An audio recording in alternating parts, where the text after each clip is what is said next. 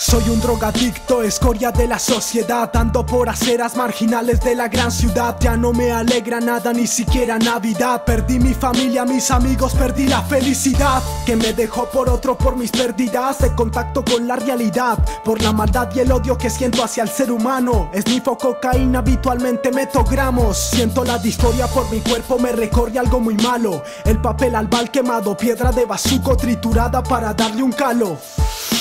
Inspiro nostalgia y pura amargura exhalo. Fue la vida que escogí, no tengo plata ni para un cigarro. Céntimo tras céntimo colecto, no reúno, pues cada vez que tengo dinero pues me lo fumo. No estoy Júpiter, estoy más lejos en Neptuno. No recuerdo mi nombre, tal vez no sea ninguno. Mi seudónimo es Peponcio y lo llevo con orgullo. No presumo de ser un hombre fuerte, de ser un tipo duro. Ser toxicómano es mi presente y mi futuro. Actos impuros, defensas bajas, la cara sucia llena de rasguños. ¿Y qué más da? Mamá, no llores, la droga del amor, MDMA de mis amores. Todos somos actores, películas con el sacol, grandes confusiones. El mota a pulmón directo se pega a sus plones. Con Macalacuileo en Lobete está el grone.